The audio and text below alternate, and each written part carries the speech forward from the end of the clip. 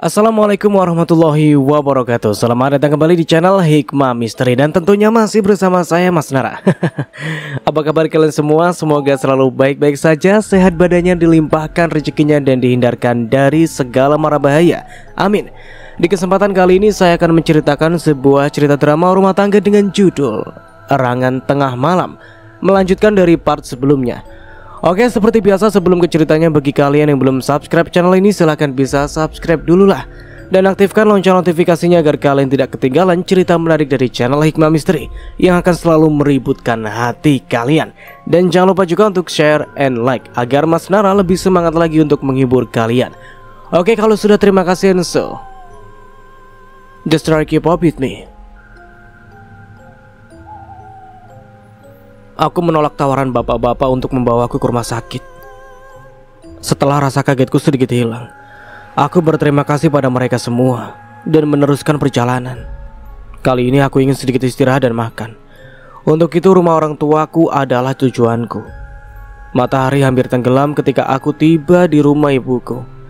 Dengan tergopoh ayahku menyambutku begitu motorku terhenti di halaman. Dengan berbisik dia menanyakan perihal pencarianku. Aku bersyukur. Sepertinya Arif sudah mengatakan semua yang terjadi padanya. Aku tidak berhasil menemukan Yana, Pak. Aku berucap setelah ayah membawaku ke tempat yang dirasa aman, agar ibuku tidak mendengarkan percakapan kami. Sabar, polisi akan segera menemukannya. Yang membuat bapakmu ini semakin geram adalah tuduhan dan pengusiran kamu. Bapak juga beranggapan lain. Sepertinya menghilangkan Yana ada hubungannya dengan pembuat fitnah itu. Entah kenapa hati bapak yakin bahwa Yana diculik olehnya. Apa mungkin seperti itu, Pak? Hatiku semakin takut dan cemas mendengar ucapan ayahku. Jika benar demikian, berarti istriku berada dalam bahaya. Kita harus mencari Yana, Pak. Bantu aku mencarinya, ucapku panik. Tentu, Bapak akan membantumu juga mengusut tuntas kasus ini. Bapak tidak mau namamu rusak diusir karena dituduh berzina seperti ini. Bapak juga tidak mau Yana kenapa-napa. Bila menantu bapak itu mendapat cedera sedikit pun karena ulah mereka, bapak sendiri yang akan membalasnya, ucap bapakku dengan geramnya. Ya, Yana diculik dan mereka mengusirmu. Aku dan ayahku melonjak kaget ketika mendengar pertanyaan tiba-tiba dari ibuku. Dia yang kami hindari sampai bersembunyi seperti ini ternyata sudah mendengar semuanya. Dengan cepat aku berbalik dan mendapati wanita yang telah melahirkanku itu mematung sambil memegangi dadanya. Sebelum kami bergerak, tubuhnya pun oleng. Bu, ibu! Aku dan ayahku berlomba menangkap tubuh ibuku. Karena jaraknya berlomba menangkap tubuh ibuku. Karena jaraknya sekitar 4 meteran, aku hanya berhasil menggapai tangannya. Sementara tubuh ibuku jatuh membentur tanah dengan cukup keras. Ibu! Teriakku sambil membawa tubuh ibu ke dalam dekapanku. Tubuh lemah dan wajah pucatnya membuat aku gemetar ketakutan. Ibu sudah lama mengidap penyakit jantung, juga penyakit lainnya. Selama ini dia sangat lemah dan bergantung pada obat. Tapi baru kali ini dia jatuh pingsan seperti ini. Ibu! Teriakku sambil menggoyang tubuh lemahnya. Tapi tak ada respon sedikit pun. Cepat, kita bawa ibumu ke rumah sakit, ucap ayahku tanpa ikut membangunkan ibuku. Dia justru berlari menuju sepeda motorku yang terparkir di halaman depan. Saat ini aku sedang berada di halaman samping dekat kandang ayam yang jarang didatangi ibuku. Ibuku tidak kuat dengan bau kotoran ayam ini, hingga hanya ayahku saja yang selalu kesini. Tapi entah kenapa tiba-tiba saja ibuku datang tepat saat aku dan ayahku berbicara tentang masalahku. Cepat angkat ibumu, kita bawa dia ke rumah sakit, teriak ayahku. Tanpa menjawab, aku mengangkat tubuh ringkih ibuku, membawanya cepat ke tempat ayahku. Tidak ada waktu untuk mencari kendaraan lain. Letakkan ibumu di tengah dan jaga dia dari belakang, perintah ayahku kemudian. Dengan cepat aku menuruti perintahnya. Setelah tubuh lemah ibuku berada di tengah-tengah, motor pun melaju dengan kencang. Tak hentinya hatiku berdoa semoga ibuku tidak napa-napa. Hati-hati, Pak, ucapku karena motor yang dikendari ayahku melaju dengan sangat kencang. Peganglah ibumu erat-erat, kita harus cepat sampai di rumah sakit. Ku peluk tubuh ibuku sambil terus memanggilnya. Aku merasakan dia begitu lemas. Tubuhku terasa melayang ketika tanganku menyentuh nadinya yang berdenyut sangat lemah. Tubuhku bergetar membayangkan sesuatu yang buruk terjadi padanya. Jalanan yang tidak terlalu ramai memudahkan motor kami melaju cepat. Beberapa saat kemudian kami pun tiba di rumah sakit. Begitu motor berhenti, aku turun dan langsung membopong kembali tubuh ibuku. Begitu tiba di ambang pintu, aku berteriak memanggil dokter. "Dokter, tolong selamatkan ibuku." Beberapa perawat bergegas menyongsongku. Sebuah berangkar dorong kemudian mereka bawa. Lalu dengan pelan aku meletakkan tubuh ibuku di atasnya. Dengan gerak cepat mereka membawa ibuku ke sebuah ruangan. Sementara aku dan ayahku diminta menunggu di luar. Aku menunggu dengan resah. Berulang kali menengok pintu berharap dokter keluar membawa kabar baik. Aku merasa sangat bersalah karena masalah yang aku alami. Penyakit ibuku kambuh dengan parah seperti ini. Andai saja terjadi sesuatu yang tidak diinginkan, mungkin aku tidak akan bisa memaafkan diriku sendiri. Aku tersentak karena mendengar risak tertahan ayahku yang duduk menekuk tubuh di bangku tunggu. Aku mendekat, menggenggam erat tangannya, memberinya kekuatan meski diriku pun kini hancur. Bagaimana diri tidak bisa merasa hancur? Sudah mendapat fitnah besar, kini ditambah lagi dengan musibah baru. "Hubungi Arif, kabari dia tentang keadaan ibumu," ucap ayahku kemudian setelah dia nampak lebih tenang. "Iya," ucapku cepat sambil merogoh HP di saku celanaku. Tanpa menunggu lama panggilanku pada Arif langsung terjawab. "Kamu di mana, Ram? Apa kamu sudah menemukan Yana?" Sebelum aku berucap, dia terlebih dulu menanyakan Yana. "Belum, Rif. Aku berada di rumah sakit. Barusan ibu jatuh pingsan," ucapku lemah. "Apa? Ibu pingsan?" Teriakan Arif membuat telingaku berdengung. Sebelum aku berkata lagi, pintu kamar ibuku terbuka dan keluarlah dokter yang menangani ibuku. "Bagaimana, Dok? Apa ibuku sudah siuman?" tanyaku cepat tanpa melepas HP yang menempel di telinga. "Iya, Dok. Bagaimana keadaan istri saya? Apa dia sudah sadar?" Ayahku bangun dengan cepat dan ikut pula bertanya. Dokter menunduk. Dengan wajah sendu dia menjawab, "Kami mohon maaf. Kami sudah berusaha sebaik mungkin. Tapi Allah berkehendak lain. Nyawa ibu tidak bisa kami selamatkan. Beliau telah meninggalkan kita." Terasa runtuh bumi tempatku berpijak. Terasa tubuhku diputar kuat. Mendadak aku pusing. Dada sesak ingin rasanya menjerit tapi suara tidak kunjung keluar. Samar aku melihat dokter berlalu dan ayahku berlari memasuki kamar ibuku. "Rama, ada apa? Kenapa diam saja? Apa yang dikatakan dokter? Apa ibu sudah sadar? Rama, Rama!" Aku tersentak karena gendang telinga terasa pecah karena teriakan Arif. Begitu tersadar dengan apa yang telah terjadi, aku melepas HP-ku begitu saja. Kemudian menjerit melepas sesak di dada. HP-ku pun jatuh ke lantai rumah sakit. "Ibu!" jeritku. Tubuh seolah tidak bertulang. Tapi tanpa terasa aku berlari dan sudah berada di ruangan ibuku. Sebelum mencapai jenazah ibuku, aku jatuh terduduk. Hati semakin perih dan hancur ketika melihat ayahku sudah berbaring di ranjang ibuku. Dia memeluk jenazah itu sambil bergumam. Ayahku berbicara soal ibuku masih hidup. Dia terlihat datar, tanpa air mata yang menetes. "Kamu lelah setelah memasak lauk kesukaanku?" "Ya sudah. Jika lelah istirahat saja. Aku tidak akan kemana-mana.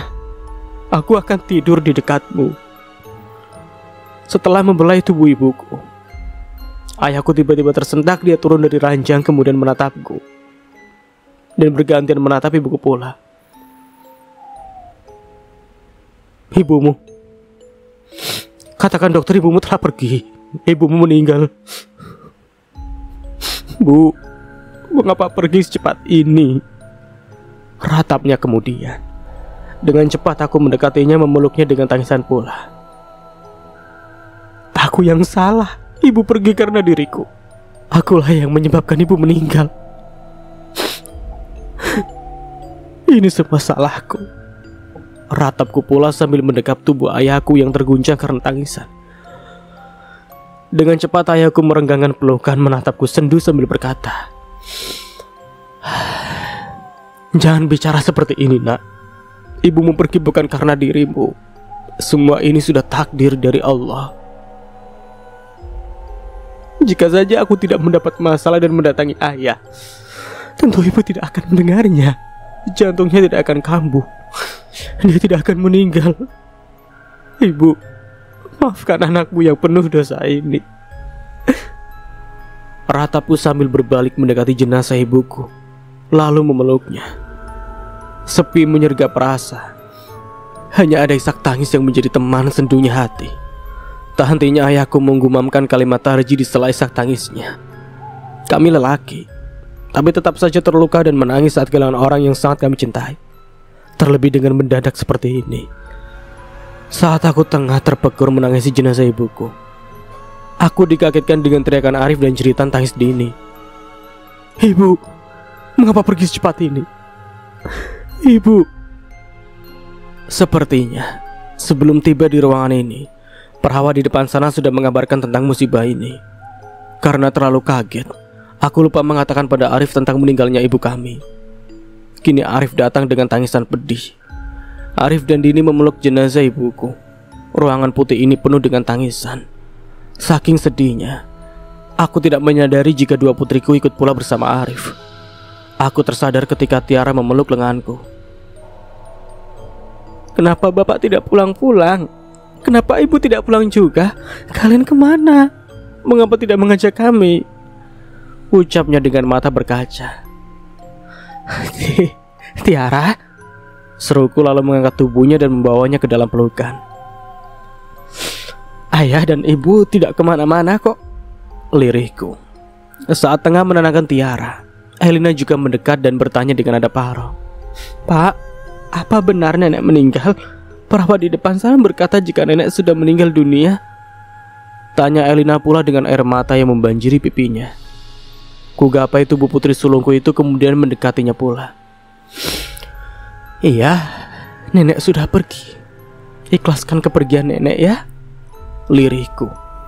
Aku berkata bukan hanya untuk Elina, tapi untuk diriku juga.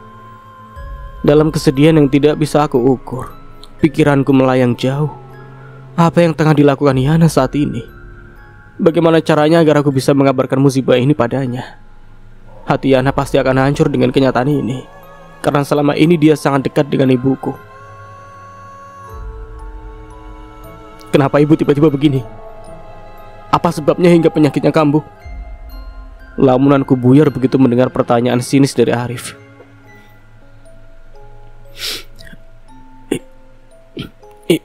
"Ibu mendengar percakapanku dengan bapak," jawabku dengan wajah ditekuk.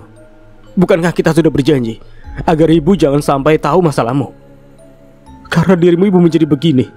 Ibu meninggal karenamu," tuding Arif tanpa perasaan.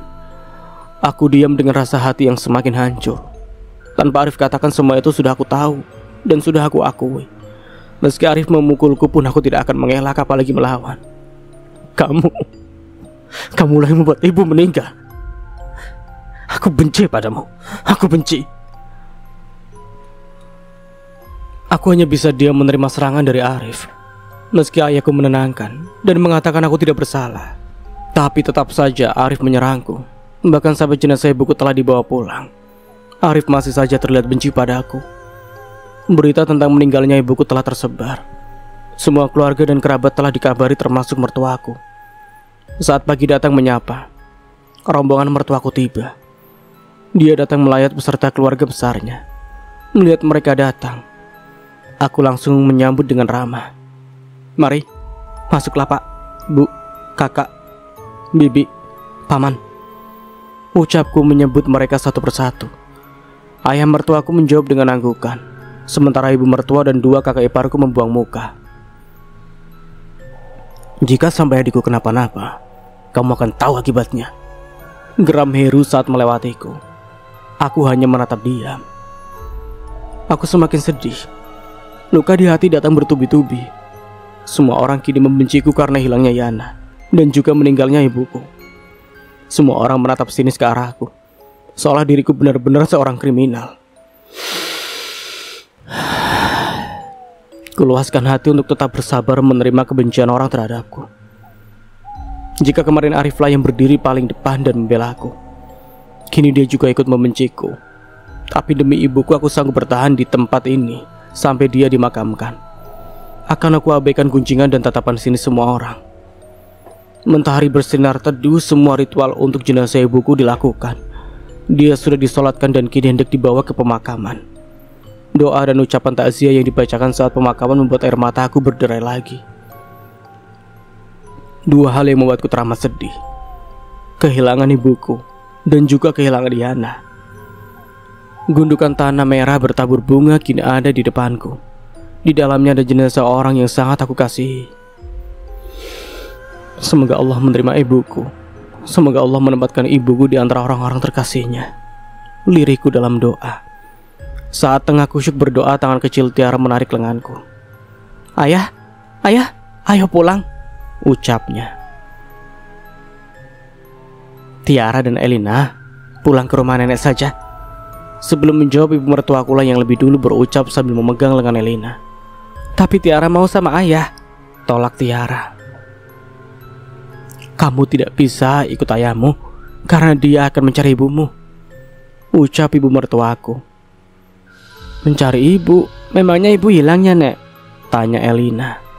Tidak, sayang. Ibumu tidak hilang. Ayah akan pergi menjemputnya saja.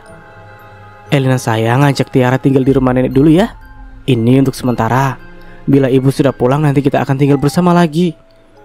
Ucapku tentu saja berbohong.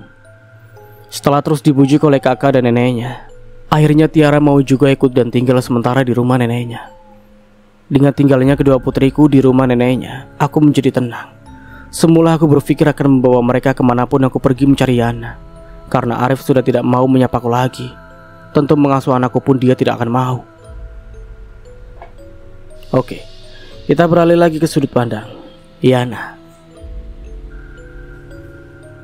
Di luar sana binatang malam berteriak nyaring bersaut-sautan, seolah mewakili suara hatiku yang ingin berteriak keras memanggil suami, ayah, ibuku untuk menolongku. Sungguh sakit rasa jiwa ragaku karena meringkuk dengan kaki tangan terikat dan mulut tersumpal. Ya Rob, selamatkanlah hambamu yang penuh dosa ini.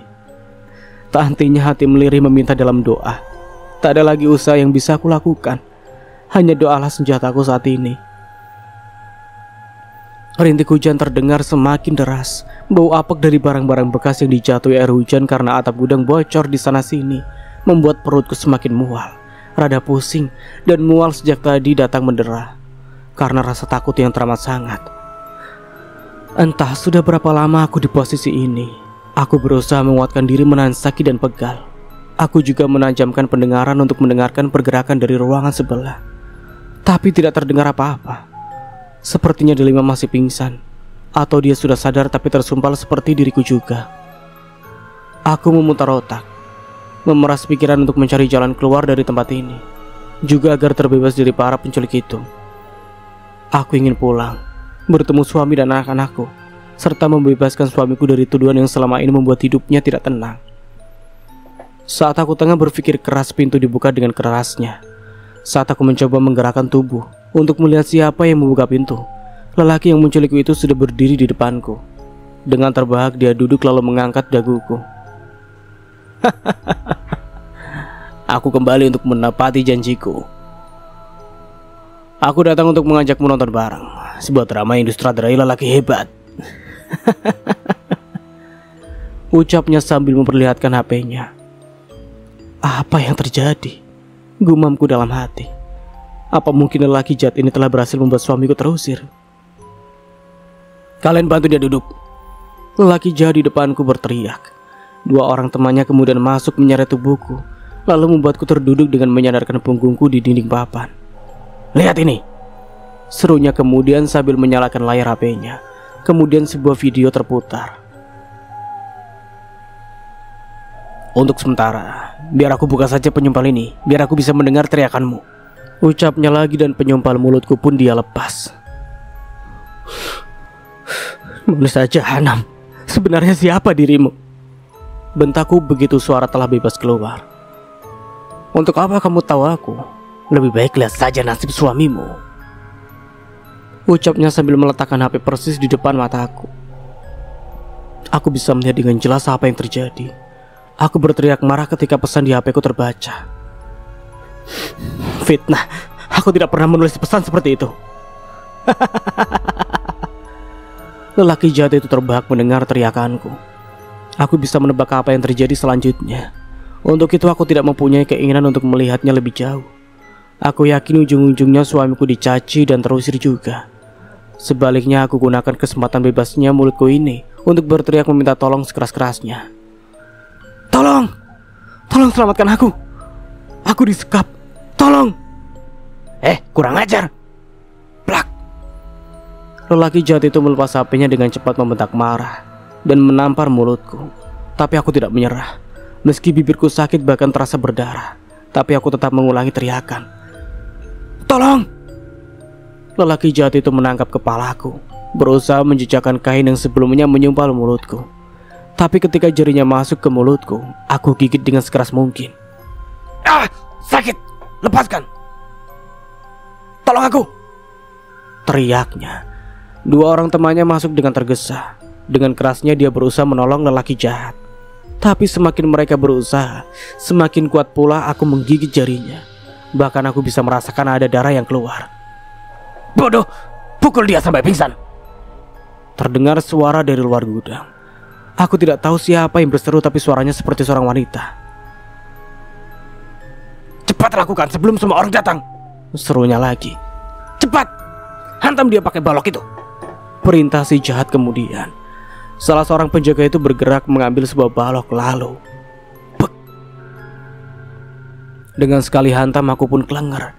Belakang kepalaku terasa sakit luar biasa. Aku lemas dan otomatis jari yang aku gigit terlepas.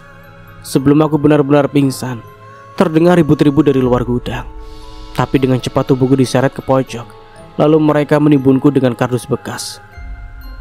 Aku mendengar suara minta tolong dari arah sini. Meski lemas dan tidak berdaya, aku bisa mendengar seorang lelaki berseru. Oh, tadi ibuku yang takut tikus di dalam gudang, jawab seorang lelaki. Suara itu mirip dengan suara lelaki jahat, tapi terdengar ada bedanya.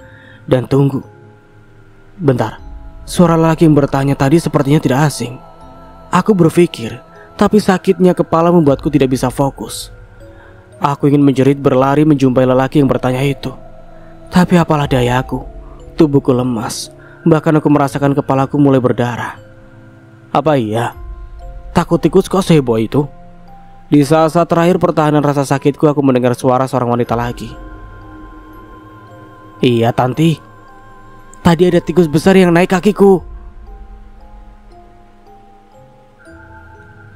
Suara itu terdengar familiar. Sepertinya aku sangat mengenal pemilik suara itu. Ibu Intan. Iya, dia Ibu Intan. Aku melirik pelan, lalu tidak ingat apa-apa lagi. Entah berapa lama aku pingsan. Aku terbangun dan mendapati diriku di ruangan yang berbeda dengan tempatku semula. Tempatku kini sebuah ruangan permanen bercat biru terang. Aku tidak tahu tempat ini di mana lagi. Aku juga tidak tahu kapan orang-orang jahat itu memindahkanku. Kepalaku terasa lebih ringan. Tidak terlalu sakit seperti tadi. Terasa ada balutan di tempat luka itu. Aku tidak bisa melihat ataupun meraba, karena tangan dan kaki masih terikat. Bahkan mulutku pun kembali disumpal. Saat tubuh berusaha aku gerakan, aku terkejut karena mendapati delima juga bersamaku. Tapi karena kami sama-sama terikat dan mulut tersumpal, tak ada yang bisa kami katakan. Hanya derayan air mata delima saja yang membuatku tahu bahwa dia juga sama sedih dan takutnya dengan diriku. Ketika saling tatapan sendu dengan delima, terdengar suara dari luar. Kita apakan lagi mereka, Bu? Aku takut jika warga dan ayahku tahu. Kali ini aku bisa tahu siapa yang bicara. Meski tidak terdengar akrab, tapi aku tahu yang berbicara adalah Aziz, anak Bu Intan. Kita buang saja mereka ke tempat yang jauh. Dan menjawab adalah Bu Intan. Astagfirullah, lirihku dalam hati. Aku tidak mengerti mengapa mereka sejahat ini padaku. Seingatku, tak pernah sekalipun bermasalah dengan mereka. Aku benar-benar tidak menyangka dalang dari masalah yang membuat suamiku terusir adalah Bu Intan. Selama ini dialah yang paling gencar menuduh suamiku. Ternyata dia berbuat begitu untuk mengelabui semua orang atas kejahatan yang dia lakukan. Aku juga tidak menyangka lelaki muda dan tampan rupawan seperti Aziz bersetubuh dengan ibu-ibu bertubuh subur seperti Delima. Andai saja ini keadaanku sedang tidak terikat seperti ini dan HP ada bersamaku, tentu ucapan mereka akan aku rekam agar bisa menjadi bukti bahwa yang bersalah bukan suamiku, tetapi Bu Intan dan anaknya. Ibu ngawur, memang mereka sampah yang bisa dibuang sembarangan. Bentakan Aziz membuatku kembali memasang telinga agar bisa mendengar pembicaraan mereka dengan lebih jelas. Bagaimana jika kita lenyapkan saja mereka? Ucap Aziz lagi. Astagfirullah, ya Allah selamatkanlah kami. Lirikku lagi. Aku sungguh sangat takut. Ternyata Aziz itu hanya indah luarnya saja, tapi hatinya begitu kejam. Kulitnya saja yang putih, tetapi hatinya hitam.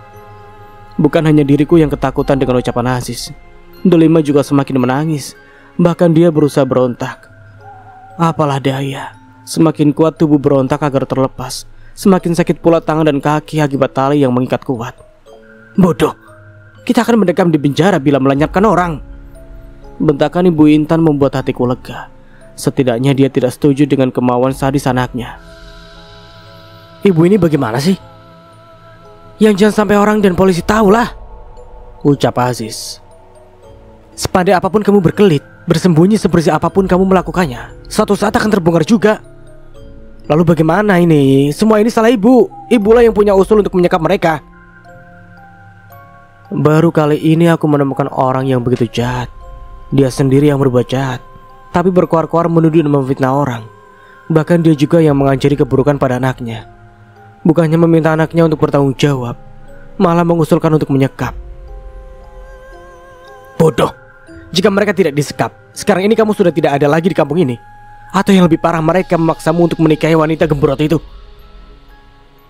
Rasa amarahku terhadap ibu dan anak itu semakin berlipat-lipat.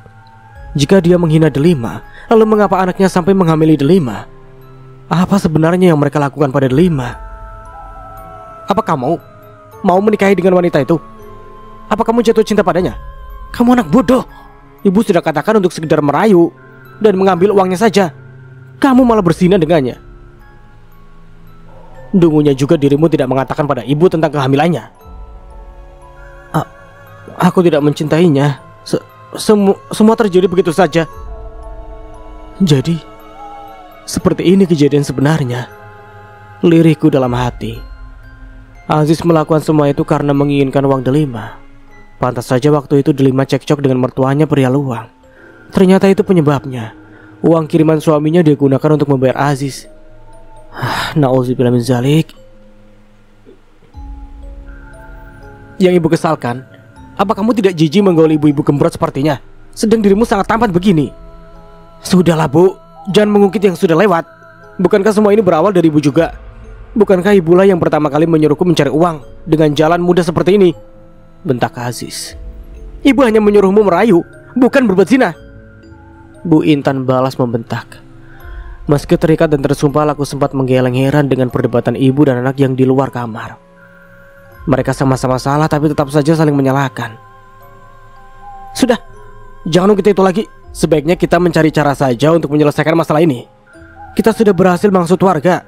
Sekarang kita harus mencari cara mengatasi dua wanita ini, ucap Aziz kemudian. Pokoknya ibu tidak mau menggunakan cara sadis seperti yang kamu mau. Lalu ibu maunya seperti apa?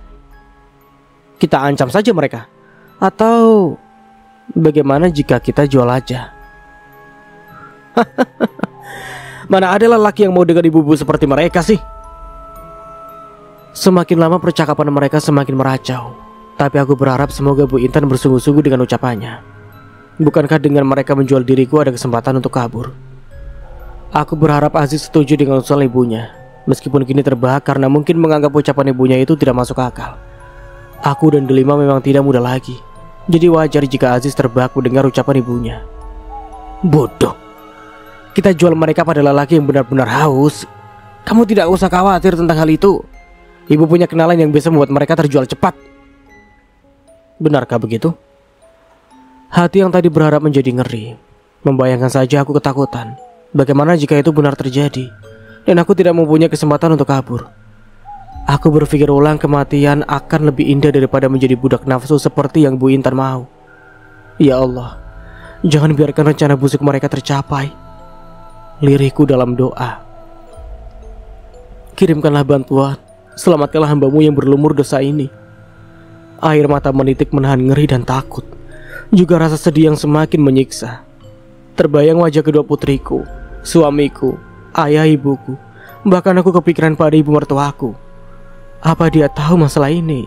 Bagaimana kesehatannya bila dia sampai tahu masalah yang menimpa kami ini? Sambil larut dalam doa dan kerinduan serta kekhawatiran pada keluargaku, aku terus memasang telinga untuk mendengar percakapan di luar sana. Tapi sampai agak lama tidak terdengar lagi suara mereka. Apa mungkin mereka sudah pergi ya? Tanyaku dalam hati. Apa yang kalian lakukan di depan gudang? Pertanyaanku terjawab. Ternyata mereka tidak pergi, tapi mereka sepertinya diam karena ada yang datang. Dari suaranya aku bisa mengenali langsung siapa yang datang dan bertanya. Pemilik suara itu adalah suami Bu Intan. Sebuah harapan baru muncul. Dengan beringsut aku mendekati pintu. Aku ingin membuat keributan dengan gedoran yang aku bisa. Aku juga memberi isyarat pada Delima untuk mengikuti caraku. Bahkan aku berusaha berteriak meski keluar hanya kata saja. Namanya kami tidak boleh berdiri di sini. Terdengar jawaban dari ketus Bu Intan. Bu Intan memang begitu, tak pernah bertutur halus pada suaminya. Dia selalu membentak dan marah-marah pada ayah dari anaknya itu. Ya boleh, aku kan cuma bertanya. Terdengar jawaban takut dari suami Bu Intan. Sebaiknya kamu pergi saja, jangan ganggu aku, bentak Bu Intan lagi. Aku berusaha berteriak makin keras mendengar ucapan Bu Intan. Aku juga berusaha mendekati pintu lebih cepat. Aku tidak mau terlambat bertindak. Aku tidak ingin suami Bu Intan pergi sebelum pintu berhasil aku tendang. Aku bergerak semakin cepat. Rasa sakit di kepala dan sekujur tubuh tidak kuhiraukan. Dengan usaha keras dan tekad kuat, akhirnya sampai juga diriku di depan pintu yang terkunci rapat. Dengan sekuat tenaga, aku angkat kaki terikatku. Kemudian aku benturkan pada daun pintu. Brak! Bunyinya cukup keras juga. Siapa yang mendobrak pintu? Ucap suami Bu Intan kemudian. Ya paling juga tikus, ucap Ibu Intan. Dia menjawab cepat ucapan suaminya. Apa iya tikus bisa menggedor pintu sekencang itu? Tanya suami Bu Intan yang biasa kami panggil Pak Agung itu. Sudahlah, jangan bicara macam-macam. Sebaiknya pergi saja sana, bentak Bu Intan. Aku tidak pernah bicara macam-macam kok. Terdengar gumaman samar Pak Agung. Dia memang begitu sangatlah takut pada istrinya. Tidak peduli dengan apapun yang mereka katakan, aku terus menghantam pintu dengan kakiku. Bahkan Delima pun sudah bisa membantu. Brak brak brak brak brak. Hanya suara itu yang bisa kami perdengarkan. Walau begitu aku dan Delima terus mendobrak dan berteriak berharap Pak Agung menolong kami. Beberapa saat kemudian pintu yang kami tendang terbuka dengan kerasnya. Tubuh tidak berdayaku dihantamnya. Begitu pula dengan Delima. Dia pun terkena juga oleh daun pintu yang sepertinya sengaja dibuka dengan keras. Meski tubuh sakit, tapi aku girang karena pintu dibuka. Aku berharap Pak Agung masuk menolong kami. Kurang ajar, kalian mau cari mati? Hah? Hati kesal dan sedih karena bukan Pak Agung yang masuk, tetapi Bu Intan dan Aziz. Sekarang Aziz tidak mengenakan penutup wajah lagi. Dia sudah terang-terangan menampakkan wajahnya di depanku. Bebaskan kami manusia busuk, pekiku, tapi tentu saja yang keluar hanya saja. Jangan cari masalah jika tidak ingin menerima siksaan, bentak Bu Intan. Perempuan licik, kalian sudah menyiksaku sejak kemarin, geramku lagi meski suara tidak bisa keluar tapi tetap saja memekik. Ini tidak bisa dibiarkan, Bu. Kita akan ketahuan bila dia terus saja berulah, ucap Aziz. Iya, sebaiknya malam ini juga kita kirim dia ke tempat orang itu, ucap Bu Intan sambil mengambil HP di saku dasternya. Kuhentikan kakiku bentuk penolakanku terhadap apa yang dilakukan Bu Intan dan Aziz. Tapi mereka tidak peduli. Bu Intan terus saja menghubungi orang yang sepertinya hendak membeliku itu. Bawa wanita ini sekarang juga. Aku tidak peduli. Meski kalian membayar murah, asalkan mereka berdua keluar dari kampung ini tanpa seorang pun yang tahu. ucap Bu Intan pada orang yang dia hubungi. Aku tidak tahu apa jawaban orang itu, tapi setelah Bu Intan terbahak dengan binar bahagia, aku menjadi tahu bahwa orang itu setuju. Aku tidak menyangka akan seperti ini nasibku. Suamiku kena fitnah, dan kini diriku akan dijual pula. Andai saja aku bisa membatasi diri, juga tidak terlalu baik pada Delima, dengan meminta suamiku juga akrab dengannya, mungkin tidak akan terjadi hal-hal yang tidak diinginkan seperti ini. Apapun yang terjadi sekarang, awalnya karena kesalahan diriku juga. Aku yakin Delima akan suka dengan caraku ini. Bukankah dia memang gatal? Jadi dia pasti suka bila menjadi budak nafsu lelaki yang membelinya. Bu Intan terbahak bahkan sampai mengeluarkan air mata. Tapi bagaimana dengan dirimu, Yana? Setauku kamu wanita baik. Tapi karena memang nasib burukmu lah hingga kamu seperti ini. Sebenarnya aku kasihan padamu, ingin rasanya membebaskanmu. Tapi bila semua itu aku lakukan, aku dan anakku pasti mendekam di penjara karena aduanmu. Bu Intan terus mengoceh. Sungguh aku sangat muak dengan semua yang terucap dari bibirnya. Bila saja pertolongan Allah tiba, aku terbebas dari dirinya, tentu ucapannya tadi akan aku wujudkan. Aku sangat ingin dia dan anaknya itu mendekam di penjara. Sebenarnya aku tidak pernah punya dendam apapun padamu, Yana. Sebagai tetangga kamu tergolong baik. Tapi karena hanya suamiulah satu-satunya lelaki yang dekat dengan Delima, jadilah kalian yang kami kambing hitamkan. Bu Intan mengoceh lagi. Dia terus saja membongkar boroknya sendiri. Andai aku bebas sudah kusumpal mulut busuknya itu. Lama dia mengoceh, dia terus menceritakan semuanya. Bagaimana dia mengancam Delima, menyuruh wanita malang itu menghasut anak-anakku agar mengatakan Patih mirip suamiku. Semua kericuan yang terjadi ternyata telah direncanakan oleh Bu Intan. Demi menutupi perbuatan keji anaknya, dia melakukan berbagai macam cara, termasuk memfitnah suamiku, membuatnya terusir, mengancam dan menyekap Delima, serta menyekap dan menyiksa diriku juga. Ketika masih asyik mengoceh, Aziz yang tadi keluar masuk lagi. Begitu tiba dia langsung berseru, "Mereka sudah datang." "Bodoh, kenapa harus berseru? Apa kamu mau semua orang mendengarmu?" bentak Bu Intan. "Tidak usah marah-marah lah, Bu. Kita tidak punya waktu. Kita harus cepat-cepat membawa mereka keluar," ucap Aziz dengan tergesa. "Ya sudah, ayo." Tentu saja apa yang mereka inginkan tidak semudah itu dilakukan. Dengan sekuat tenaga aku berontak, meski hanya dengan bergerak tidak beraturan. Begitu pula dengan Delima. Dia juga mengamuk sama dengan diriku. "Kita seret mereka satu persatu, Bu. Bantu aku menyeret Biana dulu," ucap Aziz saat dia mulai kewalahan dengan amukanku. "Kamu benar-benar membuatku geram, Yana. Tidak bisa diam," bentak Bu Intan kepada aku. Dengan kasar Bu Intan mencengkeram lengan atasku. Begitu pula dengan Aziz dengan tak kalah kasarnya. Dia mencengkeram lengan sebelahku. Kemudian mereka menyeretku keluar kamar. Baru saja tubuhku keluar, bentakan tiba-tiba terdengar. "Apa yang kalian lakukan? Siapa yang kalian seret?" Pak Agung datang tepat waktu. Semoga saja dia bisa membebaskanku. "Bapak pergi saja, jangan turut campur urusanku," bentak Bu Intan. Aku tidak bisa melihat bagaimana reaksi Agung, karena posisiku membelakangi tempatnya. Tapi dari suara derap langkah yang ku dengar, sepertinya dia tidak mengindahkan bentakan istrinya. Terdengar derap kakinya mendekat. "Siapa dia? Mengapa memperlakukan orang seperti itu?" "Astagfirullah," ucap Pak Agung. "Diam dan cepat pergi dari sini. Kamu akan mendapat masalah bila turut campur seperti ini." Kembali Bu Intan membentak. Saat perhatian Bu Intan dan Aziz teralih, dengan cepat aku berbalik, berusaha memperlihatkan wajahku pada Pak Agung. "Astagfirullah, Yana!" pekik Pak Agung begitu melihat wajahku. "Ada apa ini? Kenapa kalian menyiksa Yana seperti ini?" tanya Pak Agung sambil menghambur mendekatiku. Tapi baru saja tangannya menyentuh tali yang mengikat. Dengan kasar Bu Intan menendang suaminya. "Lelaki bodoh tidak berguna, nyala dari hadapanku," bentaknya juga. Meski terjengkang akibat tendangan istrinya, Pak Agung tidak gentar. Dia kembali berada di posisi semula dan kini tangannya terjulur, sepertinya hendak melepas penyumpal mulutku. Sebelum tangan Pak Agung berhasil menyentuh kain penyumpal mulutku itu, kaki Aziz telah lebih dulu menendang lengan bapaknya. "Bapak tidak mau menuruti ucapan ibu?" Apa kini tidak mau menuruti kemauanku juga? Ucap Aziz kemudian. Jangan seperti ini, Ziz, ucap Pak Agung sambil memegang lengannya yang pasti terasa sakit. Jangan melampaui batas seperti ini. Selama ini Bapak selalu menuruti semua keinginanmu, tapi kali ini Bapak akan sangat berdosa bila membiarkanmu berbuat kriminal di depan mata kepala Bapak sendiri. Kami melakukan ini karena ada sebabnya, bentak Bu Intan.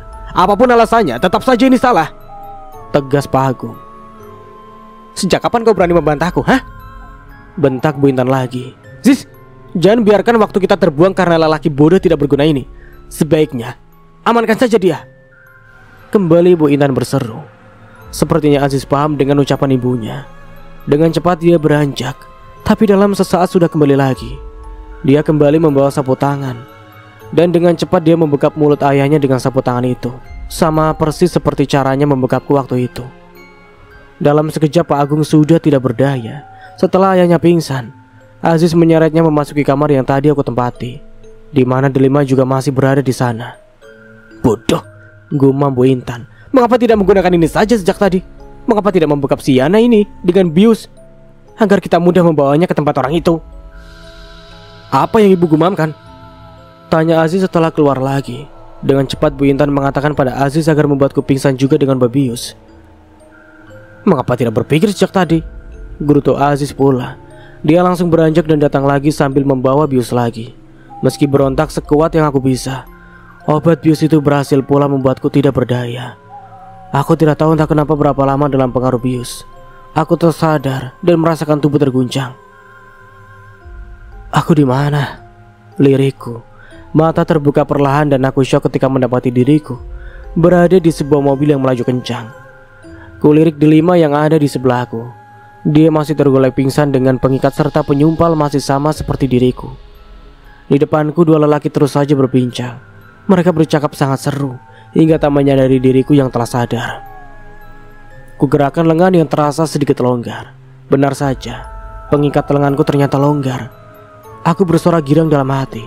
Sepertinya mereka tidak tahu jika pengikat ini longgar dan sepertinya mudah dibuka. Tanpa menimbulkan suara dan gerak berlebih, aku berusaha membuka pengikat lenganku. Tidak begitu lama akhirnya tali yang membuatku tersisa ini terlepas juga. Alhamdulillah, lirikku. Meski ingin sekali merenggangkan tangan, tapi aku tahan. Aku tidak mau dua lelaki itu tahu jika aku sudah bebas. Dengan pelan pula aku membuka pengikat kakiku, berikut melepas menyumpal mulutku. Kemudian setelah Delima sadar, aku membantunya membuka pengikatnya juga. Tapi sebelumnya aku memberi isyarat agar dia diam, tidak mengeluarkan suara sedikit pun. Setelah terbebas kembali aku memutar otak mencari cara agar bisa bebas dari orang-orang jahat ini. Setelah cukup lama berpikir akhirnya aku mempunyai ide gila. Meski gila dan berbahaya, tapi tidak apa. Dalam pikiranku saat ini lebih baik mati dalam usaha daripada tetap hidup dia menerima menjadi budak nafsu. Ku ambil dua utas tali yang paling kokoh, memberikan sebuah pada Delima, memberi isyarat padanya untuk menggunakan tali itu menjerat lelaki yang duduk di depannya. Syukurlah, Delima mudah tanggap dengan bahasa isyaratku. Dengan pelan kami bertindak, tapi begitu tubuh kami terangkat, lelaki yang berada di sebelah kemudi pergoki kami. Delima yang bertugas menjerat lelaki itu menjerit kaget ketika lelaki itu berbalik dan membentak. Kurang ajar, kalian mau apa? Hah? Hah? Delima ketakutan dan otomatis urung menjerat lelaki itu. Meski begitu aku tidak terpengaruh. Dengan gerak cepat aku bergerak melingkarkan tali pada leher pengemudi di depanku, lalu menariknya dengan kuat. Wah! Pengemudi itu berteriak tertahan. Mobil pun kemudian oleng, melaju tidak terarah.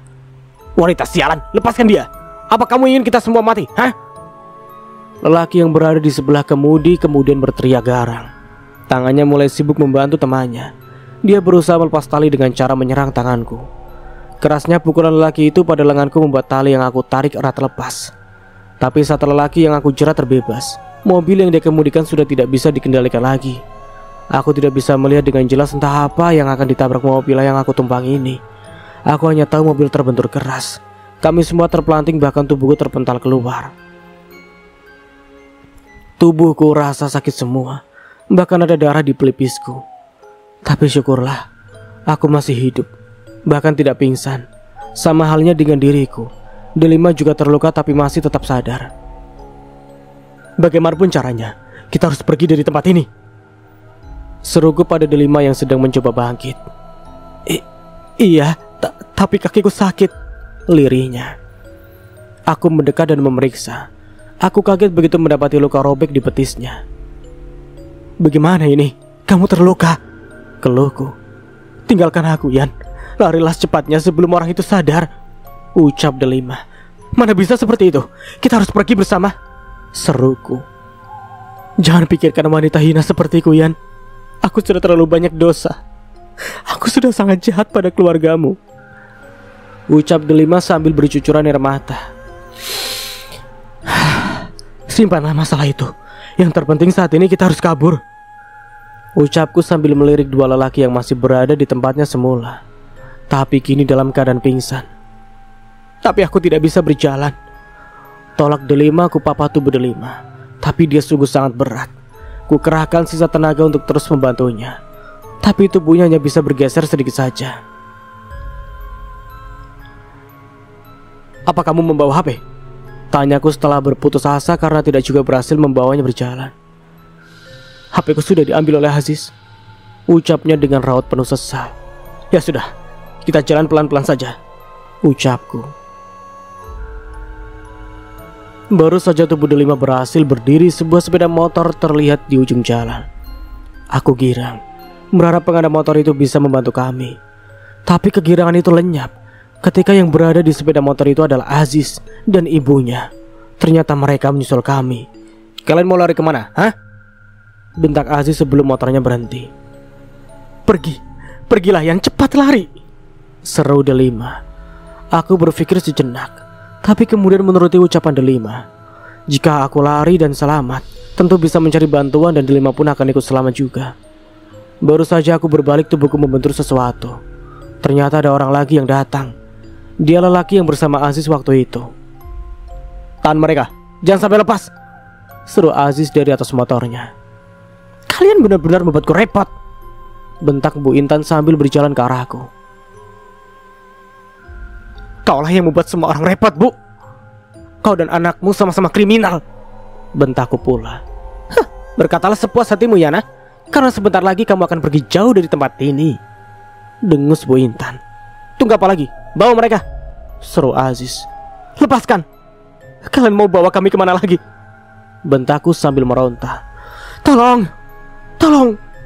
Tanpa menunggu jawaban aku pun berteriak. Kurang ajar, bekap mulutnya, perintah Bu Intan. Lelaki yang memegangiku membekap mulutku, tapi giliran delima yang berteriak dengan sangat kerasnya. Tolong. Dengan cepat Aziz mendekati delima kemudian membekap mulutnya juga. Ayo cari dia, naikkan ke mobil, perintah Aziz.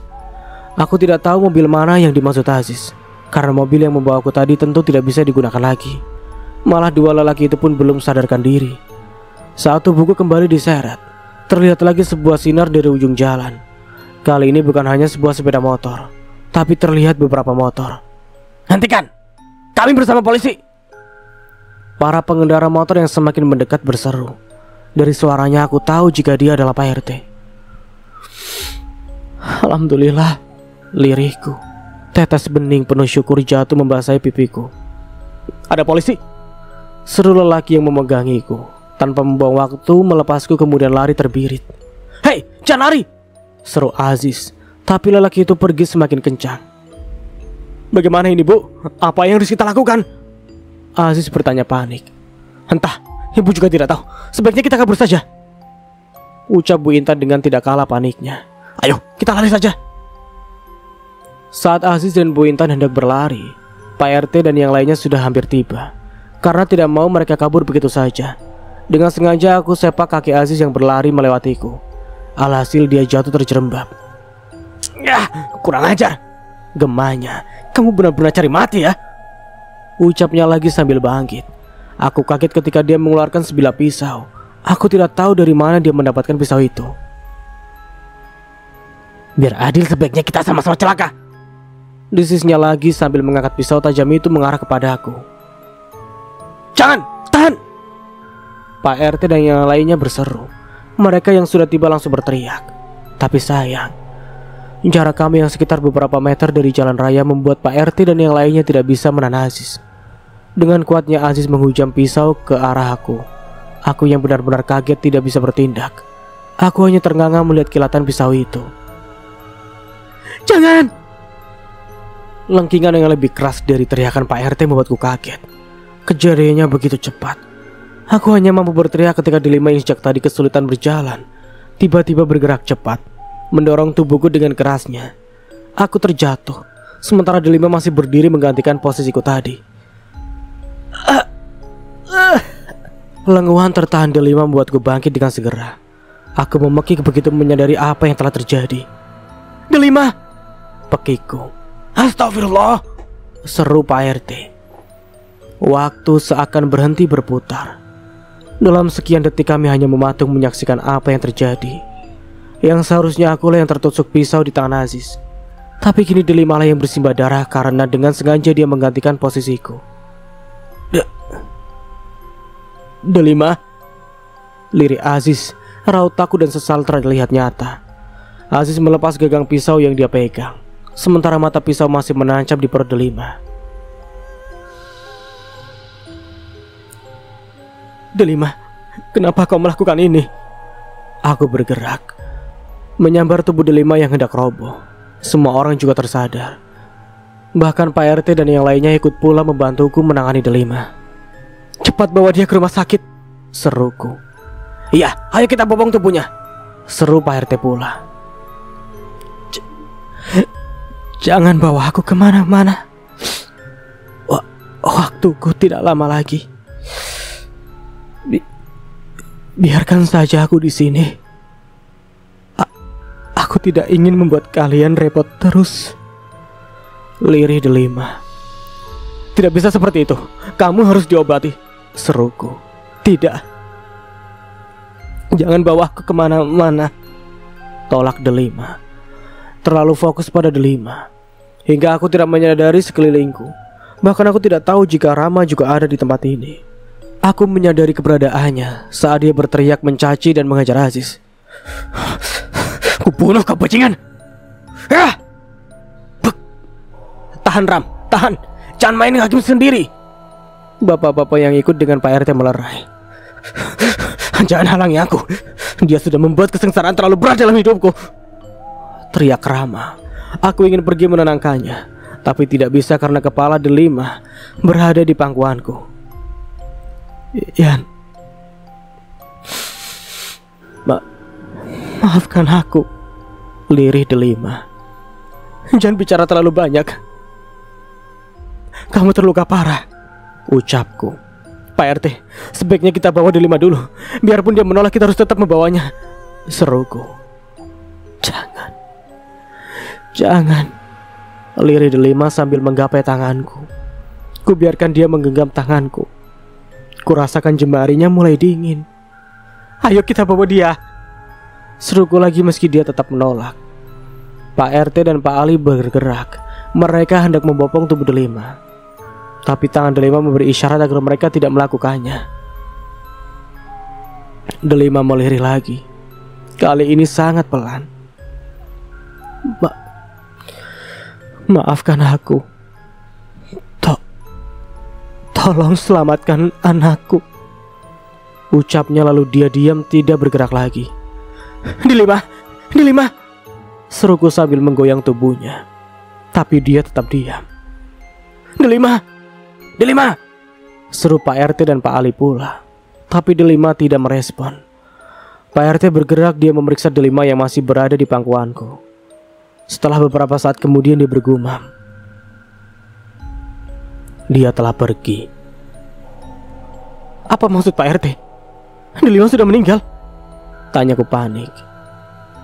Iya, jawab Pak RT. Innalillahi wa inna ilaihi raji'un. Lirihku bersamaan dengan Pak Ali. Pak RT kemudian berdiri berseru pada bapak-bapak juga suamiku yang sedang dilerai karena terus saja ingin mengejar Aziz.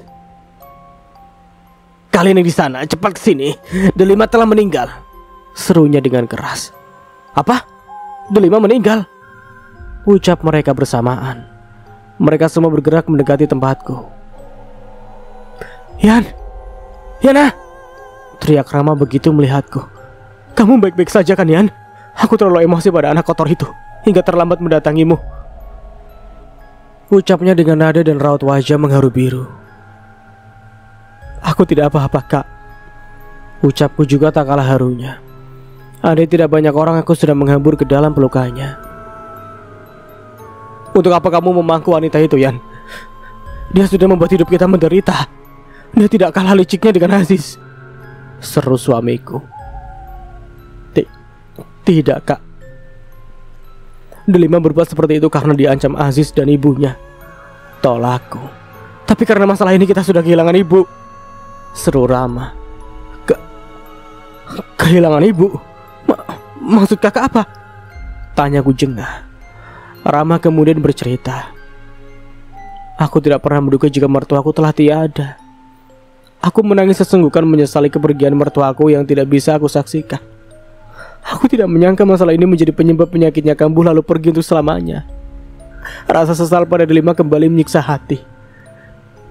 Tapi begitu aku tatap wajah pucatnya yang kini tidak lagi di pangkuanku membuat aku pedih. Di akhir hayatnya dia telah mengorbankan diri demi hidupku.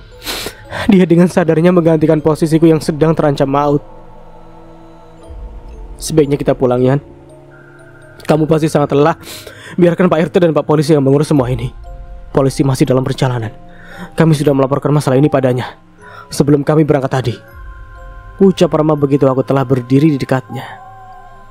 Iya, aku sangat lelah dan lapar, lirikku. Tanpa membuang waktu lagi, aku pamit pada Pak RT dan yang lainnya, kemudian pulang bersama suamiku. Sepanjang jalan Rama menceritakan semuanya. Bagaimana dia usir dan dibenci. Bagaimana dia juga akhirnya bisa tahu kebusukan Aziz. Ternyata Pak RT lah yang menghubunginya tentang kecurigaan warga pada Bu Intan. Karena malam itu mereka mendengar teriakanku. Aku bersyukur karena semuanya telah berakhir. Meski menyesal karena ada korban. Delima harus tewas karena ditikam ayah dari bayinya. Meski Delima sudah mengambil andil dalam masalah ini, tapi aku kasihan padanya dengan erangan kesakitannya tadi. Sama persis dengan erangannya saat dia hendak melahirkan di teras rumahku waktu itu. Meski dia telah bersalah, aku telah ikhlas memaafkannya. Aku berjanji pada diriku sendiri untuk menemukan dan mengurus bayi Delima. Aku ingin membayar hutang nyawa pada Delima dengan mengasuh anaknya. Semoga saja Kak Rama tidak keberatan dengan kemauanku ini. Pagi tenang, hampir semua warga berkumpul di rumahku. Mereka datang untuk meminta maaf dan menjengukku karena sudah disekap Bu Intan. Ayah, ibu, dan kedua putriku juga berkumpul. Begitu juga dengan ayah mertua dan ipar-iparku. Mereka berkumpul tanpa ada kebencian lagi, seperti yang dituturkan suamiku. Aziz sudah ditangani polisi, sedang Bu Intan masih buronan. Sementara jenazah Delima masih berada di rumah sakit. Para warga sudah sepakat untuk memakamkan Delima di pemakaman kampung ini. Meski begitu mereka hendak menunggu keluarganya juga. Sementara anak Delima masih berada di panti asuhan yang ada di kota. Menurut Aziz, ibunya lah yang bersikeras memasukkan bayi malang itu ke panti. Setelah masalah ini sedikit berlalu, barulah aku akan membicarakan pada Rama tentang keinginanku untuk mengasuh bayi itu. Untuk saat ini, biarlah begini dulu. Pak Agung yang masih syok dengan kejadian ini dirawat di rumah sakit juga. Menurut cerita Pak RT, malam itu dialah yang mengatakan semuanya. Dia yang sadar dari pengaruh bius langsung menemui Pak RT dan menceritakan semuanya. Dan akhirnya hampir semua warga bergerak mengejar kami, termasuk juga Rama yang langsung dihubungi Pak RT. Ucapan syukur tak henti aku gumamkan. Kini aku bisa berkumpul lagi dengan suami dan anak-anakku. Aku bisa hidup normal lagi, tanpa caci maki akibat fitnah keji itu. Kedepannya aku akan berusaha menjaga sikap, tidak terlalu berlebihan dalam bergaul, tidak juga melibatkan suami dalam kedekatanku dengan seorang wanita. Kejadian ini akan aku ingat sepanjang usia hidupku.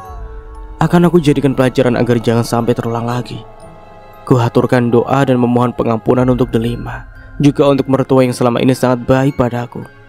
Aku merasa sangat berdosa padanya, tapi aku percaya dia telah memaafkanku, karena dia adalah wanita terbaik yang pernah aku kenal setelah ibuku. Semoga saja tak pernah lagi ada kejadian seperti ini. Semoga keluargaku tetap damai, bahagia, tak ada lagi fitnah keji seperti ini. Singkatnya, setelah beberapa bulan kemudian. Terus, Teruslah seperti ini. Kau abaikan suamimu ini demi anak haram itu. Kak Rama membentak di tengah malam buta ketika tangannya aku pindah paksa saat ia hendak menyentuhku. Tangis Pati membuatku terpaksa melakukan itu. Bayi malang yang telah ditinggal ibunya itu mungkin saja haus hingga menangis keras. Sejak awal Rama memang tidak setuju untuk mengadopsi Pati, tapi karena aku terus memaksa, akhirnya dia mengiyakan juga. Jangan berkata begitu, Kak. Tidak ada istilah anak haram. Yang haram itu perbuatan orang tuanya. Pati tidak bersalah. Dia tidak tahu apa-apa, ucapku. Aku sedih dengan perkataan suamiku.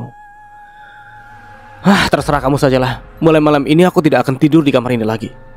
Tidurlah bersama anak kesayanganmu itu, dengus Rama, lalu bangkit menuju pintu. Membukanya, kemudian dia keluar dengan kembali menutup pintu dengan kerasnya. Terdengar tangis Pati semakin keras. Sepertinya dia kaget dengan suara bantingan pintu. Astagfirullah. Lirihku, aku mengangkat Pati kemudian membawanya dalam dekapanku. Sabar ya sayang ya. Suatu saat nanti bapak pasti menerimamu dengan tulus kok, ucapku sambil membelai rambut tebalnya. Setelah Pati tenang, aku meletakkannya kembali ke tempat tidurnya, kemudian membuat susu untuknya. Setelah susu sudah terminum, dia terlelap kembali. Syukurlah, dia pulas dengan cepat, gumamku. Dengan pelan aku membuka pintu, bermaksud keluar kamar untuk menyusul suamiku. Aku yakin sekarang ini dia tidur di kamar depan, dan kesanalah kakiku terayun. Tok tok tok. Kak Rama, aku berseru sambil mengetuk pintu. Buka pintunya dong, Pati sudah tidur, ucapku lagi. Tidak perlu menyusulku ke sini. Temani saja anak wanita yang telah membuat hidupku hancur itu, bentaknya. Jangan seperti ini, Kak. Bukankah waktu itu kakak setuju bila saja aku tidak berhutang nyawa pada Delima? Aku tidak akan melakukan ini semua. Aku merawat Pati karena ingin membalas hutang nyawa ibunya. Jika saja waktu itu Delima tidak menggantikan posisiku, saat ini aku sudah ada di alam baka, ucapku lirih. Tak ada jawaban dari dalam kamar. Aku pikir Rama masih marah dan sulit untuk membujuknya, hingga aku memilih masuk kembali ke kamarku. Setelah Pati berhasil aku adopsi, hampir tak ada ketenangan dalam rumahku. Selalu saja ada pertikaian dan kekesalan di wajah suamiku. Karena merasa akulah asal dari kekesalannya, kupilih cara aman dengan mengalah. Aku yakin suatu saat nanti Rama akan menerima juga Pati dengan tulus, setulus cinta kedua putriku pada anak Delima ini. Pagi yang cerah menyambut wajah kusut suamiku. Tanpa kata dia menyantap sarapan yang aku sediakan. Tanpa pamit dia berangkat bekerja. Ya meski begitu, aku tetap berbesar hati tidak memasukkan ke hati sikapnya itu. Saat mentari sedikit meninggi, tibalah saatnya penjual sayur tiba di depan rumahku. Dengan menggendong Pati aku keluar untuk membeli sayur yang akan aku masak siang ini. Santi dan ibu-ibu yang lain sudah berkumpul di gerobak sayur langgananku. Aneh ya, kok semakin lama wajah Pati mirip dengan Rama? Celetuk Santi sambil menatap lekat wajah Pati yang berada dalam gendonganku. Apa iya? Sungutku. Justru aku melihat jika dia mirip sekali dengan Aziz, ucapku. Aziz berkulit putih, sementara Pati berkulit coklat sama seperti Rama, ucap Santi masih kukuh dengan pendapatnya. Kulit coklat Pati menurun dari ibunya, sementara wajahnya persis seperti Aziz, ucap Dini sepemikiran denganku. Aku juga merasa begitu. Wajah Pati mirip dengan Aziz kok, ucap Bu RT. Kok bisa aku melihatnya beda sih? Sungut Santi. Ucapan Santi membuat hembusan curiga kembali mengusik. Sudah beberapa bulan aku lega, kini ada saja yang membuat rasa kembali. Meski aku sudah sangat percaya bahwa Rama tidak terlibat, tapi tetap saja ada curiga yang menggores. Cuma matamu yang beda, Santi. Kami semua melihat Pati sangat mirip dengan Aziz kok, bentak Dini. Kok kamu jadi marah sih, Din? Ucap Santi sambil menatap tajam ke arah Dini. Aku marah karena kamu mengungkit sesuatu yang telah dikubur dalam, ucap Dini. Aku tidak sengaja mengungkit, tapi apa kalian mempunyai bukti yang nyata bila Rama memang tidak terlibat? Ya bisa saja kan Aziz tidak menyebut Rama karena dia memang tidak tahu hubungan Delima dengan Rama. Dan bisa saja Delima juga tidak mengakui karena memasang sengaja. Ia merahasiakan hubungannya dengan Rama pada kita semua. Jika benar Rama dan Pati tidak ada hubungan sedikit pun, ya mustahil kedua putri Rama begitu sayang pada Pati. Ucapan Santi menusuk di hati. Aku heran, mengapa kasus yang sudah lama ini tiba-tiba diungkit kembali. Apa benar di penglihatannya Patih mirip dengan Rama? Apa sebenarnya yang diinginkan Santi? Mengapa tiba-tiba kembali memojokkan suamiku? Tidak usah memperpanjang masalah ini lagi. Kasihan Yana bila seperti ini. Dia terus-terusan tertekan dan tidak bisa hidup dengan tenang, ucap Bu RT. Aku tidak memperpanjang masalah. Aku hanya mengatakan kebenaran penglihatanku. Patih memang sangat mirip dengan Rama. Bibir dan alisnya benar-benar duplikat Rama, ucap Santi semakin menjadi. Penglihatan kita beda-beda, San. Aku yang sudah bertahun-tahun tinggal bersama Rama tidak melihat kemiripan dari yang kamu sebutkan. Alis dan mata Rama jauh berbeda dengan Patih, ucapku berharap Santi diam dan menyadari kekeliruannya. Kok bisa seperti itu? Aku yang tidak dekat dengan Rama maupun Patih kok bisa melihat kemiripan mereka ya? Dugaanku ternyata salah. Santi tetap kukuh dengan pendiriannya.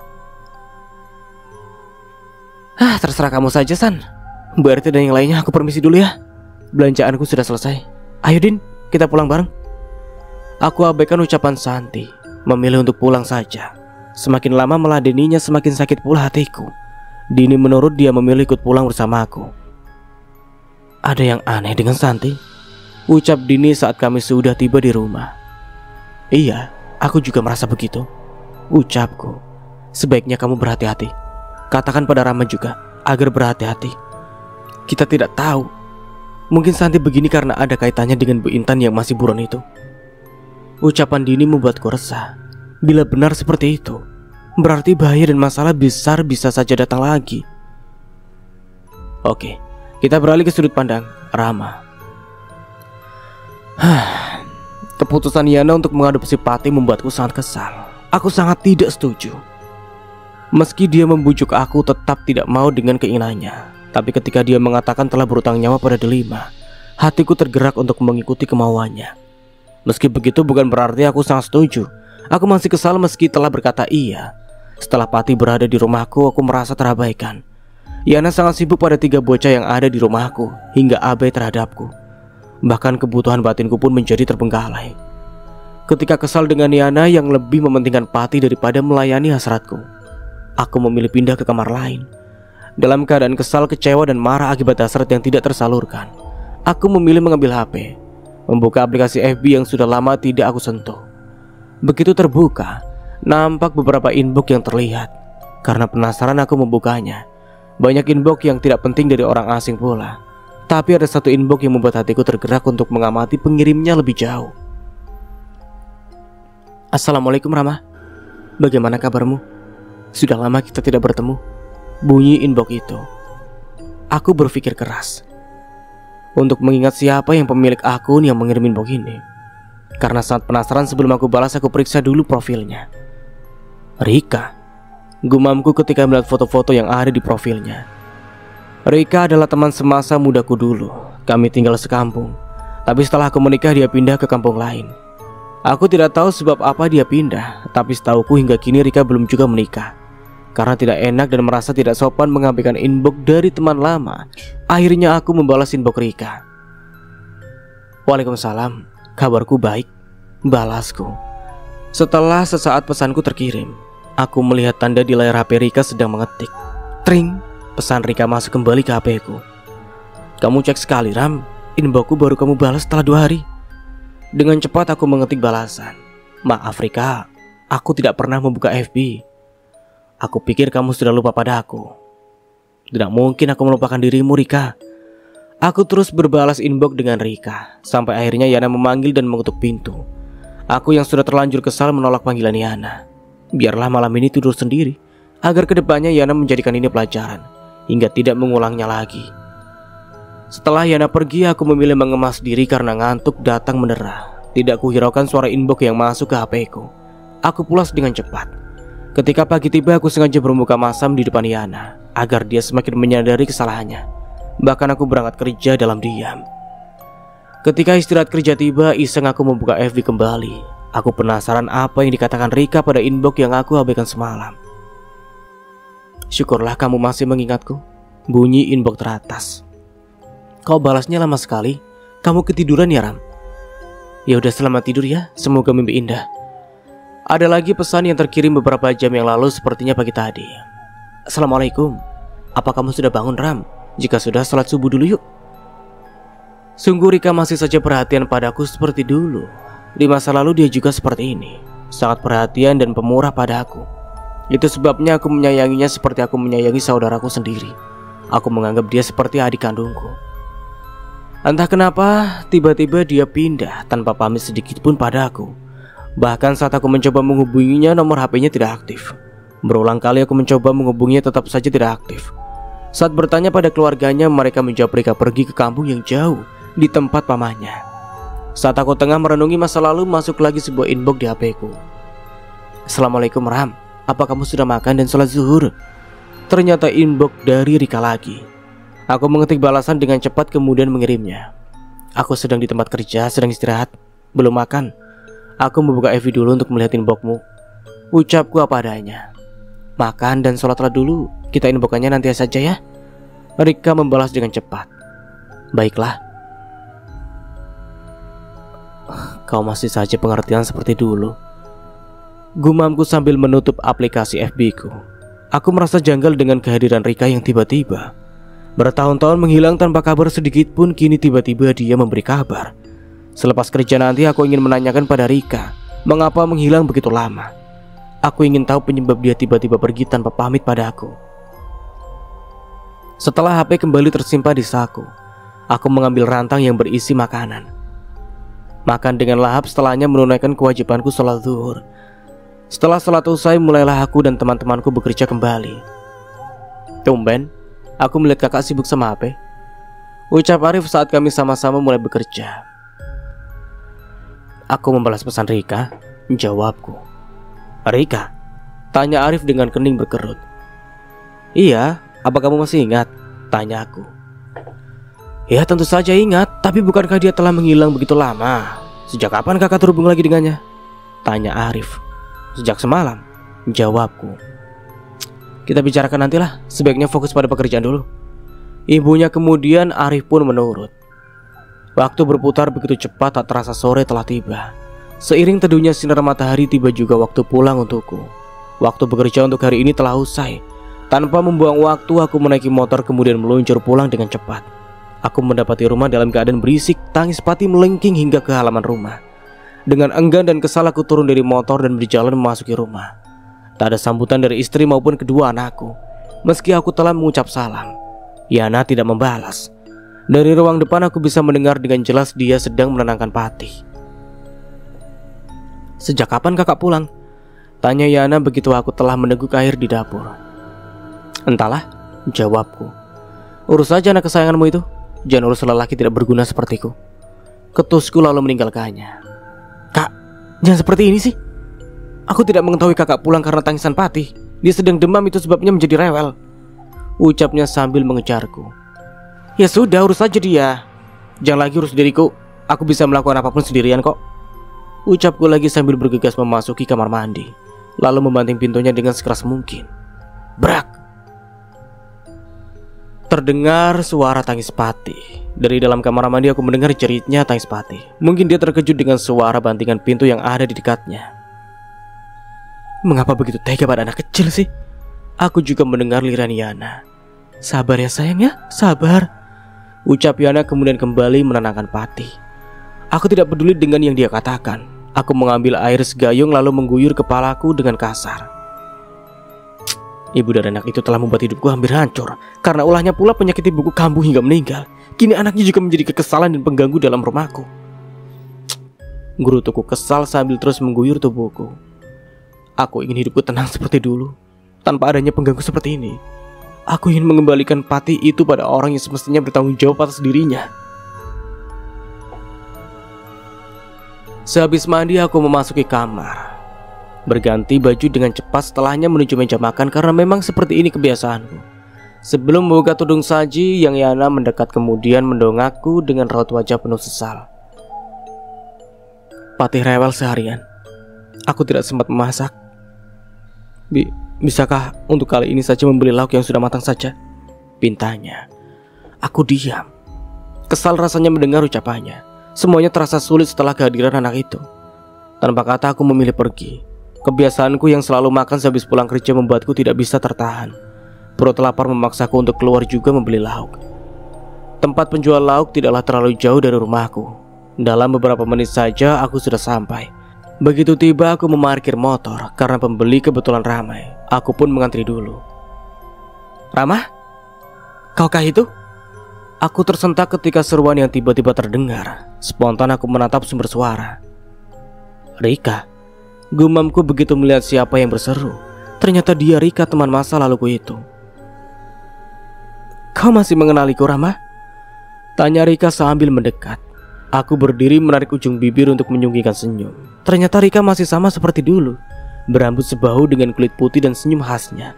Senyum yang sangat manis. Tentu saja aku ingat ucapku ketika Rika mengulurkan tangan. Aku menyambutnya dengan cepat.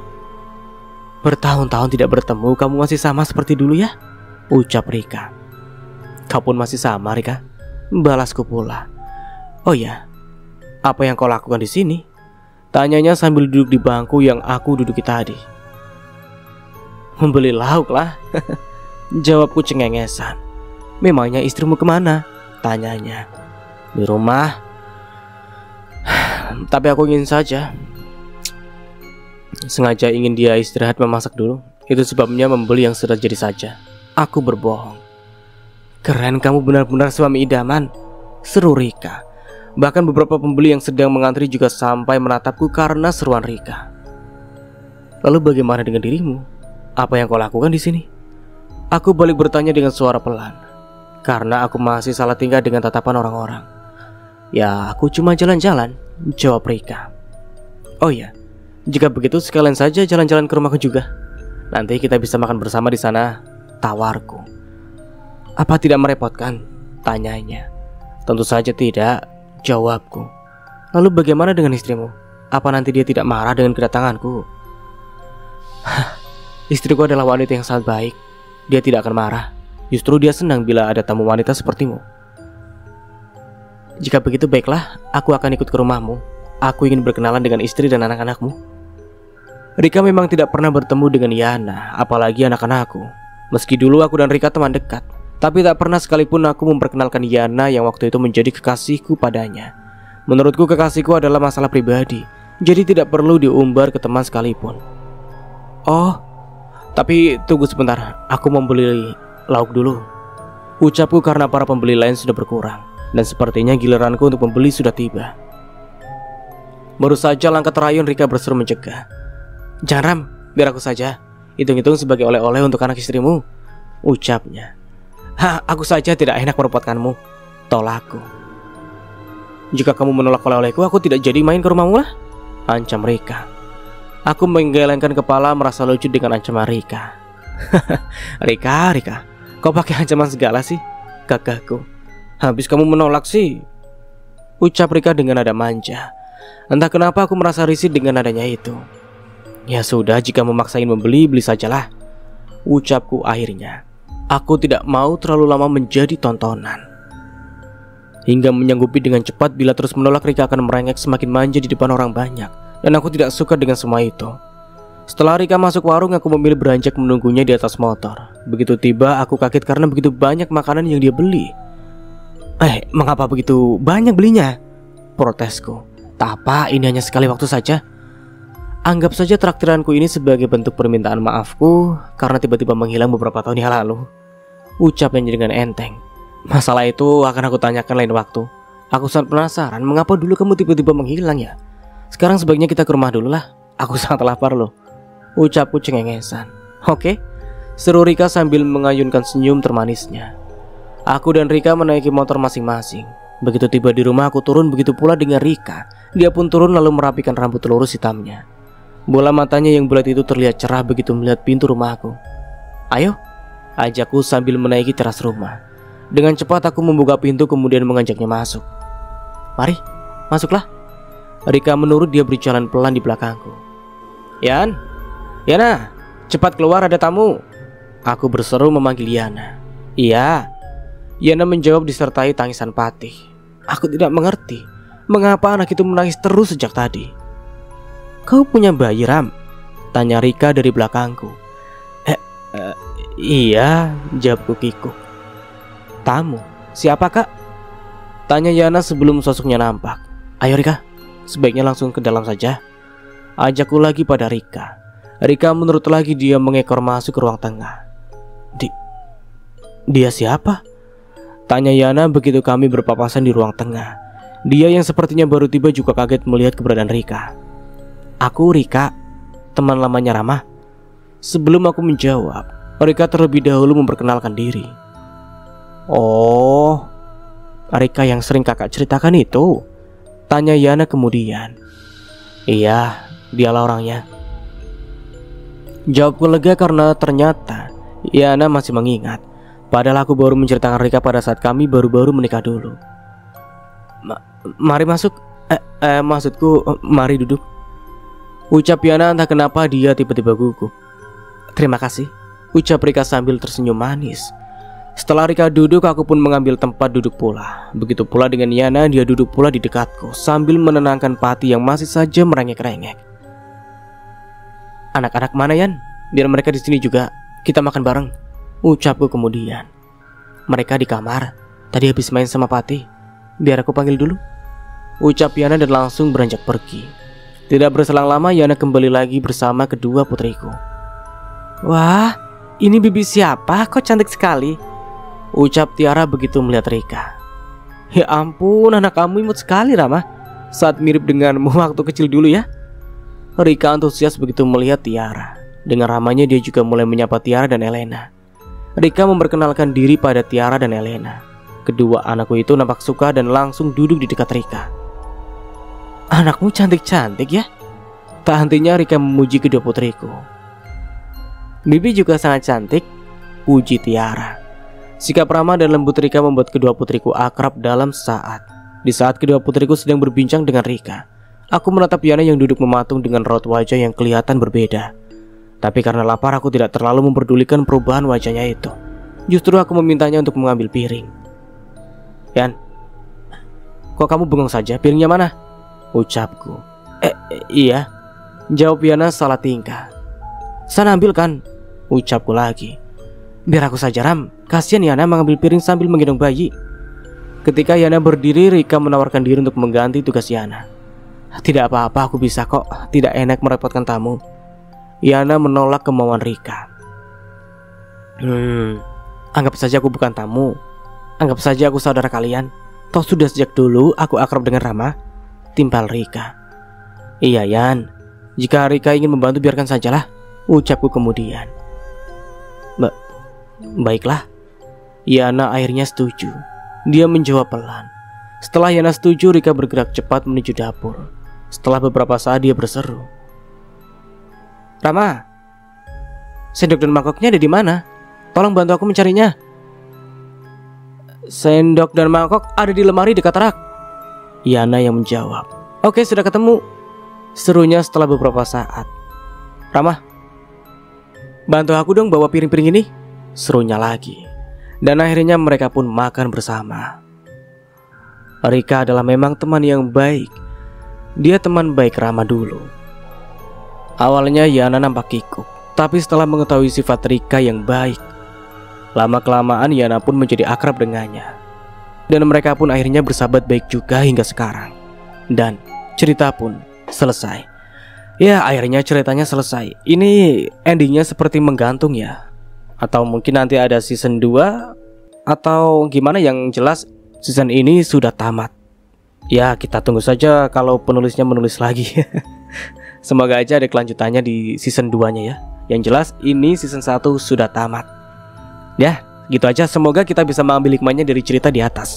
Seperti biasa, ambil sisi positifnya dan buang sisi negatifnya. Tentu banyak sekali hikmah yang bisa kita petik dari cerita di atas ya. Dan tentunya dari Mas Nara mohon maaf bila ada salah kata atau dalam penyampaian cerita. Akhir kata, wassalamualaikum warahmatullahi wabarakatuh. Sampai jumpa di video berikutnya and see you, bye bye.